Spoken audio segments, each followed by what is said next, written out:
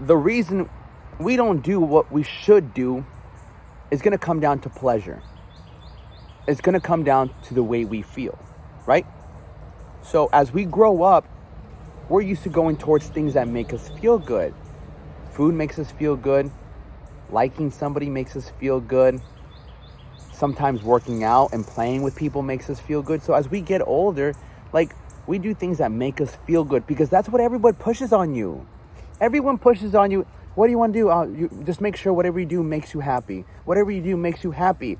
I think that's one of the worst ways to teach someone to do something, because you're teaching them to chase a feeling. Now, don't get me wrong. Like, being happy is great. Being happy is good, but can you be happy for 10 hours straight? No. Something's going to happen that's going to make you a little mad or a little sad or something. It's just, our emotions are constantly like this. So when we're constantly chasing this, I want to be happy, whatever makes me happy, then you're chasing something that's temporary. Now, is life temporary? Absolutely. And so the reason we tend to do the things that we shouldn't do is because we're programmed and conditioned to think of doing the things that make us feel good about ourselves. But everything comes with a cost. Instant gratification will always come with a cost. Not in the moment, but afterwards. And what I mean by instant gratification, as simple as eating something. Look, I love Oreos. I love chocolate chip cookies. I love graham crackers. All right. I love cereal. I love milk. I love all these things. And sure, could I have them? Absolutely. But I always suffer a consequence after I have those things. You and I are no different. That's why I know this works. Because if even me, being at this 7% body fat, completely shredded, veins everywhere, I know for a fact if I eat 5 or 6 Oreos, I'm not going to feel good. If I eat 3 bowls of cereal, I'm not going to feel good. If I eat chocolate chip cookies, I'm not going to feel good. In the moment, I feel great. In the moment, I'm like, oh my God, these cookies. God damn, cookies and milk. I love them.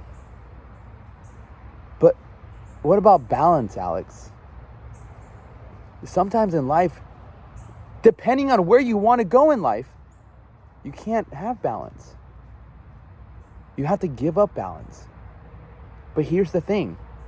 If you don't give up balance for a bit, you're always going to be trying to juggle everything. You're just going to constantly be like, oh, this, or this, or this. And nothing's really ever going to grow to a point where you're really proud of yourself. You know? Like, in life, there's health, there's wealth, and there's love, and there's pride. You know, I think the Bible talks about not being prideful, but to me, having pride is being proud, like being proud of yourself. And so, there's health, and like you're trying to balance health, wealth, love, all of it. It's very difficult. And a really good book called The One Thing, it talks about how if you focus on all these things, everything just gets a little better. Nothing's ever exceptional. Nothing's ever insane. I wouldn't look this way if I had a balanced diet, if I had a balanced lifestyle. I don't have a balanced lifestyle for now, and that's fine with me. We must ask ourselves, what do I really want? And then with that, there comes a level of sacrifice. The pleasure that what you end up doing when you do seek pleasure is you're giving up what you want later for what you actually want now. You see, whenever you do the things that you know you shouldn't do, you're creating someone you don't like, because you are your habits. When you do things you shouldn't do, you create someone you don't like.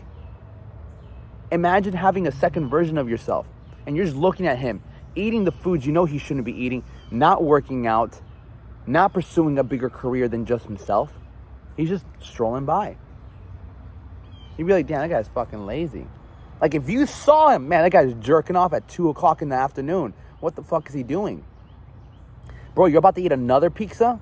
Bro, come on. You're about to go get drinks again? And you just stand by. Just stand by and watch yourself. Watch this version of yourself just doing all these things And then you can sit back and realize, wow, that's why my life is where it's at. Now you look at a motherfucker like me. Man, that guy's waking up at 3. By 7 a.m., by the time you're waking up, I've prayed, I've written in my journal, I've gotten a workout in, I've eaten my first meal, I've taken my dog for a walk, I've posted content, I'm messaging people back. You're just waking up. And I'm not saying I'm this super special person. I'm just making different choices. So you're looking at yourself and you're realizing, wait. But if I could just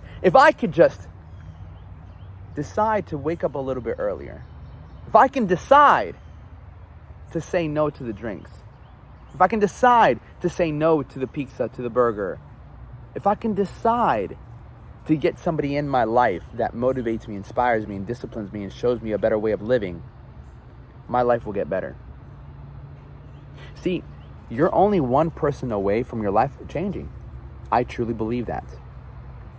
And that's because at 19 years old, I met my first mentor. His name was Ian. Very successful at the moment. I remember looking for a personal training job.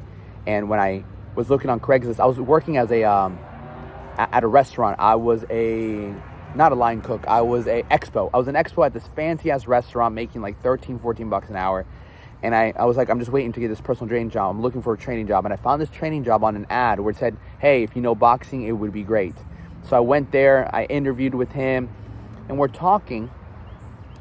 And he's like, you love this? I'm like, oh, dude, this is my passion. I love this. He's like, okay. And he looks at me, he's like, look, Alex, I was going to interview 7 more people after you, but I like your attitude. If this is your passion, I'd love to offer you the job. I'm like, oh, fuck yeah, this is amazing. And he gave me the job. And then he went on to tell me, look, I don't tell people this, but I got these properties. This is what I do. I'm fairly successful in life. And I'm like, 2 days later, after finding out about a guy named Ty Lopez, he's like, look for mentors. Like, rule number 1, find a mentor. I went to him, Ian, can you be my mentor? He's like, absolutely. And he changed my life. He's shown me different ways of living, different ways of thinking. You know, back then I was getting paid like $12 an hour to train classes, but I was getting wisdom. You see, lifting, bodybuilding taught me to do the things I must do in order to get the things I really do want. When you start doing the things you should do, you live such a better life. Because your life is you. You can't run from yourself. So every day you're building yourself. And every day you judge yourself by your conduct. Whether you believe it or not, your subconscious mind is always judging you by your conduct. Did you go to the gym when you said you were going to go to the gym? Did you wake up when you said you were going to wake up? Did you take out the trash when you said you were going to take out the trash? Did you call your mother when you said you were going to call her? Just yesterday, it was like 7 p.m. And I told my mom I'd call her the day before. And I'm like, I didn't call her yet. I'm like, yo, let me call you. I'm like, I told you I'd call you. She's like, you did tell me you called me. I'm like, I told you I'd call you. I don't care. It's 7 p.m. She's almost going to bed. It's like, I'm going to call you. Because my word is everything. My conduct is everything. Believe it or not, every time you keep your word, you're building an empire.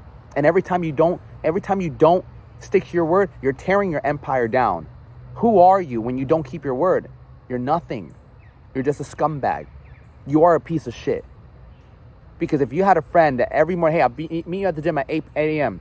for 4 days straight, doesn't show up, you'd be like, what a fucking dickhead. What a piece of shit. Well, your subconscious mind thinks you're a piece of shit whenever you tell yourself these things. Don't be that. And it takes a small little switch.